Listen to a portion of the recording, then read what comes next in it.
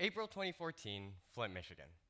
Residents would open their tap to find water that smelled and tasted weird and had a dark brown color. Soon after, many would report health concerns like hair loss, skin rashes, and in the end, nearly 9,000 children were supplied contaminated water. 87 people were hospitalized, and 12 people died. But the reason for the entire crisis is because one official made the decision to not install corrosion inhibitors into the aging pipes. That would lead to lead leaching into the water supply, ultimately supplying contaminated water to over 100,000 people. But I don't think the story of Flint ends there. In fact, the full story of Flint reveals something so much more. It reveals this process of the disconnection of democracy that all began with a single map. But to get there, we need to roll the clock back a couple times. We first start off in 2010.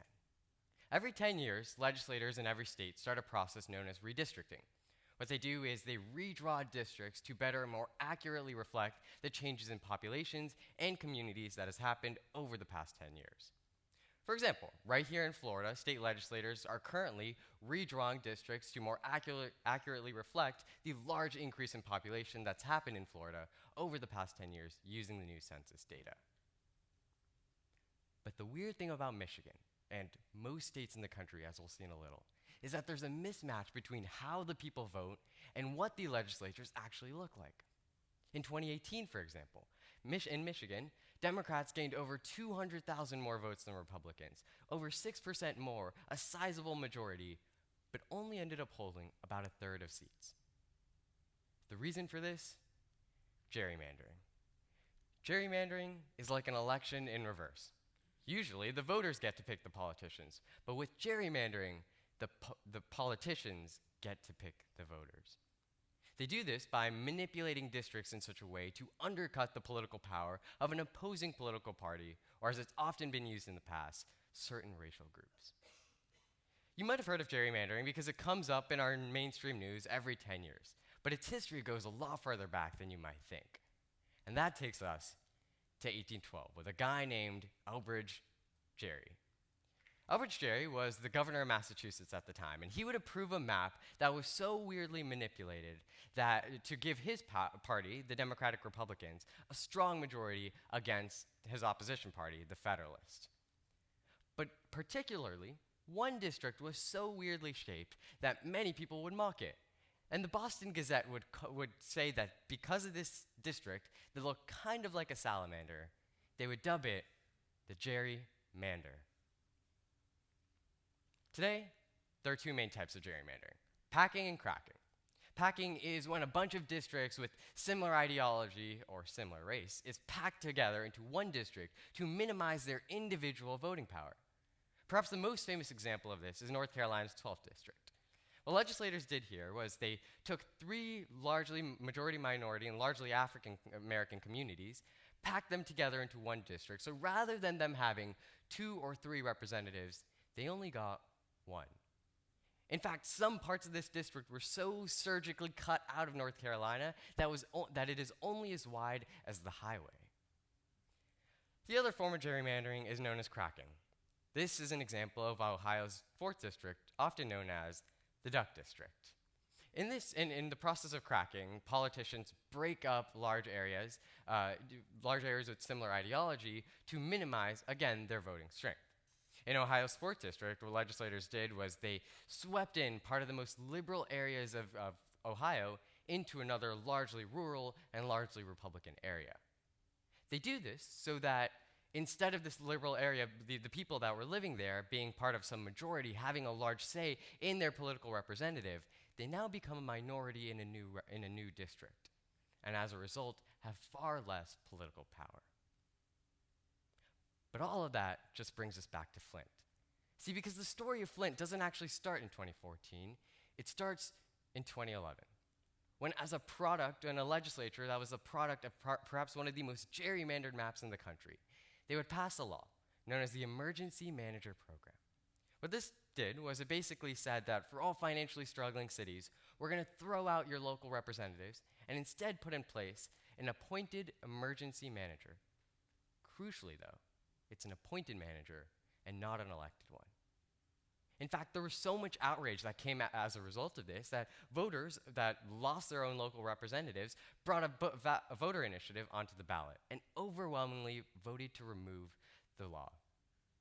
But against the will of the people, the governor and the state legislature would reimpose the emergency manager program.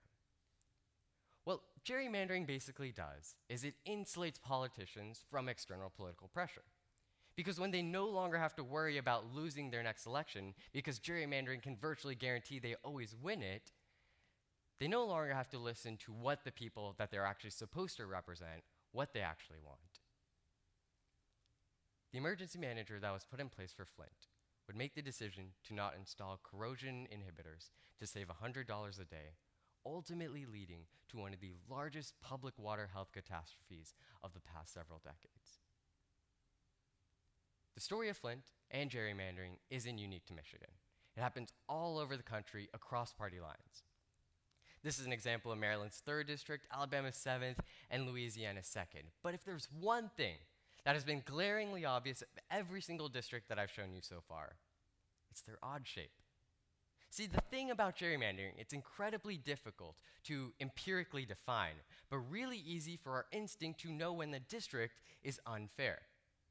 And that has been the strategy of activists for the past several decades as they push towards reform. So let's take a little test. These are 2 different electoral district breakdowns of the state of North Carolina. Which one would you think is more gerrymandered? The one at the top or the one at the bottom? Our instinct tells us the bottom. But that's where I think we can find perhaps one of the most dangerous threats to the future of our democracy. See, because in reality, what the bottom map does is it allows for 40%, so a little less than the people sitting on this side of the room, to get basically full control over the policy decisions that affect everyone else's day-to-day lives.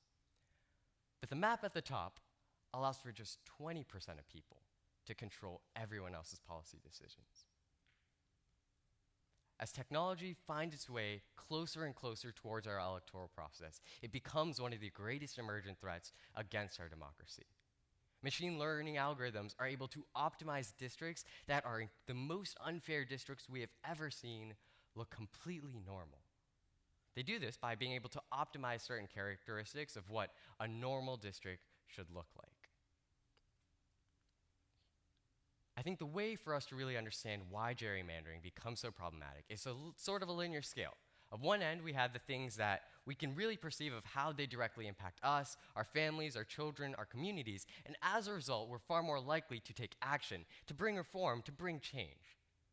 But the other end are the more abstract things, the things that we struggle to really see how they impact us individually, and it's where you can find gerrymandering.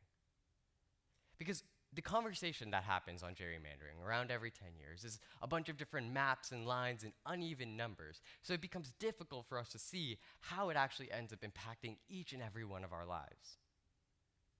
And on top of that, gerrymandering ends up breaking the other end of the spectrum. For example, one of the biggest paradoxes of gun control legislation is that even though over 94% of Americans support universal background checks, we fail to see legislation being implemented across the country. And gerrymandering at least puts a piece to that puzzle. Because when politicians can virtually guarantee that they're always going to win their next election, they don't have to continue to listen to what their people, what the constituents, and even more, their opposing party, what they actually want. It leads to some of the most dysfunction in our politics that we see every single day on the news.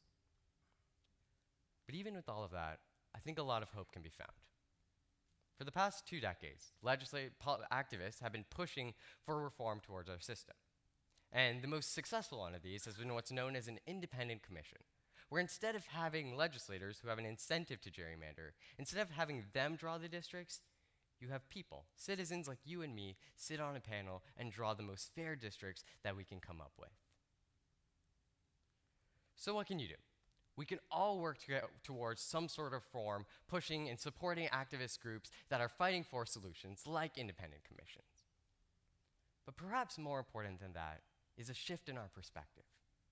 We don't think of gerrymandering as maybe something that comes up every now and then, or as a bunch of different weird maps and uneven lines. Instead, we talk about the full story of Flint. the full story of stalls to gun control, the full story of cuts towards public education, or our inaction on climate change. And for all of this, if we push towards reform through understanding that gerrymandering finds itself as perhaps the most foundational level of our democracy that ends up informing the rest of our political discourse, and we push for reform, for change and progress in the best way possible, then I believe we can continue to preserve our country and build a more perfect union.